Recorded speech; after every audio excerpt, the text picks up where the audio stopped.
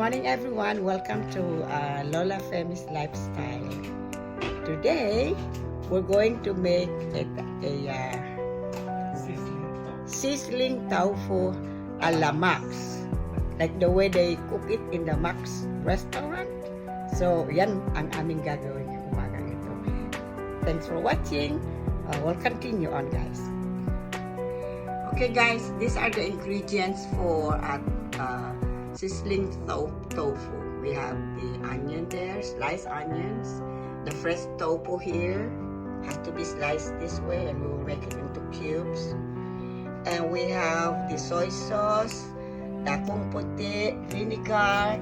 We have garlic, fried garlic, yes, and liquid nor and black pepper. Okay, and then the cornstarch, we have a little bit of cornstarch, maybe a teaspoon of that, and off we go. We're gonna start cooking soon. Okay, we'll just have to prepare all these ingredients now.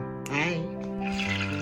We are going to fry the tofu, fresh tofu, until it becomes crispy. So, fry muna tayo.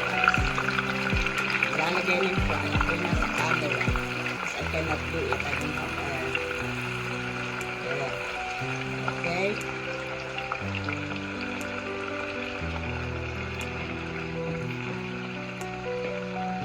Okay.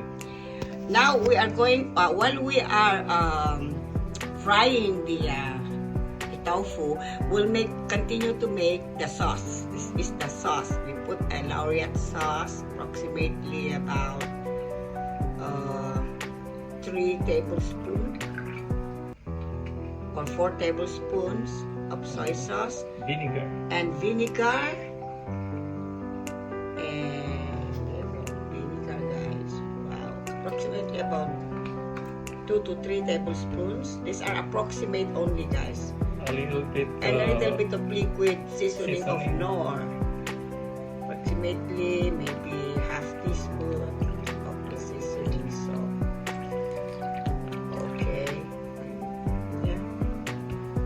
And then the pepper. Dash of pepper in there, the sauce.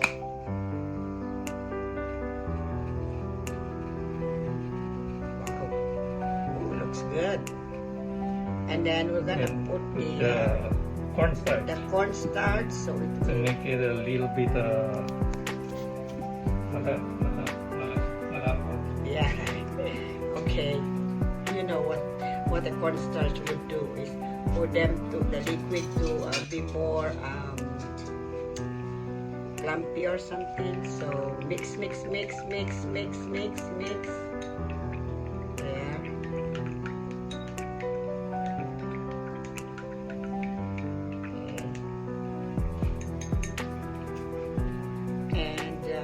We can put the dry garlic in. No.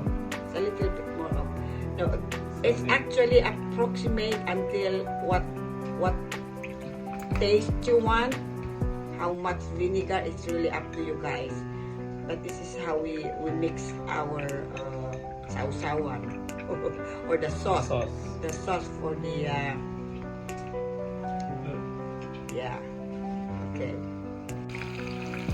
While waiting for the to brown, then we can remove it from the pan and mix them together with the sauce. Stay tuned. Now it's already getting crispier, so it's time for us to remove it from frying it, and you'll have to slice it and prepare it for the finished product. Next step, guys, is to slice this crispy tofu, and yes, so we can put them together in one place. Yeah, there you go, guys. Crispy, hot, crispy. Should be like that.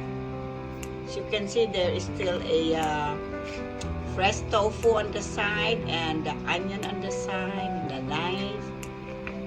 green onion. So time for us to, and then we will have to fry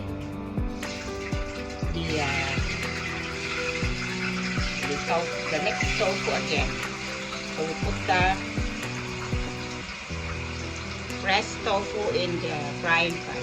Okay, now it's time for us to slice it into cubes.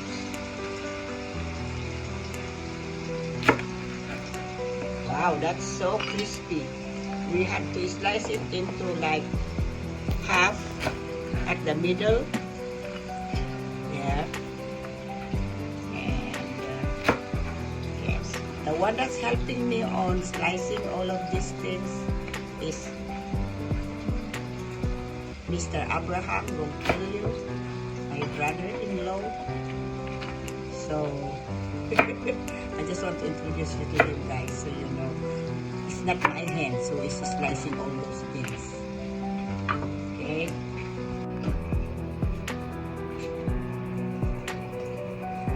Now it's time for us to fry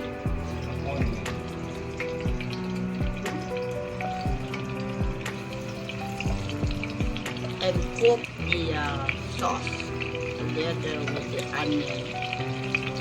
Yeah. It's better if it's crispy. It has to be crispy, so it's for the onion. So when we garnish them together, it will be put it into a little bit of crispier side.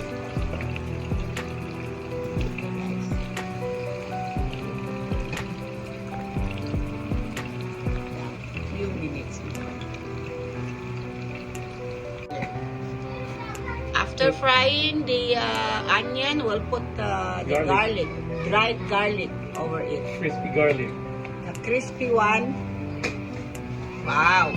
Smells good, guys. The aroma of garlic is all over the room, kitchen room. So stir, stir, stir until it becomes brown, brown, brown.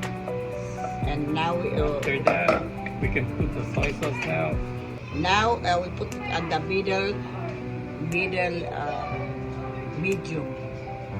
Use the fire. soy sauce. Now we put the soy sauce that we the sauce that we did a while ago together.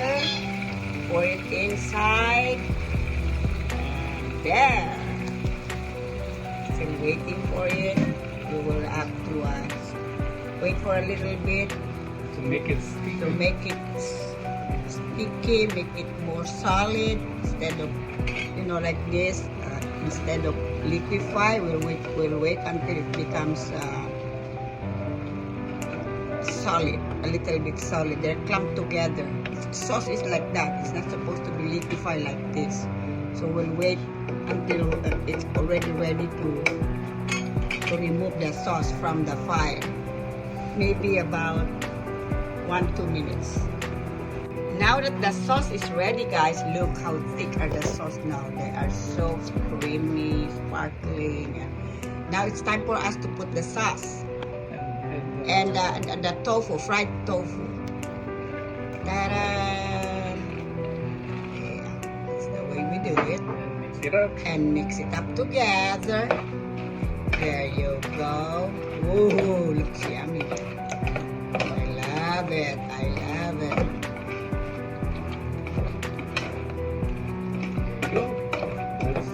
That's it, guys. Now we have to show you the finished product. Now, this is the prettiest finished product, guys. We put some garnish now. It smells so funny. It's the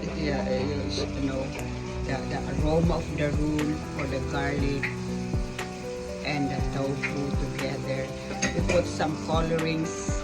Like we have the malunggay, not the palaya leaves and the carrots, and of course the green onion on top. Bon appetit! Thank you for watching. Please, if you like the video, don't forget to like and subscribe and share. Bye!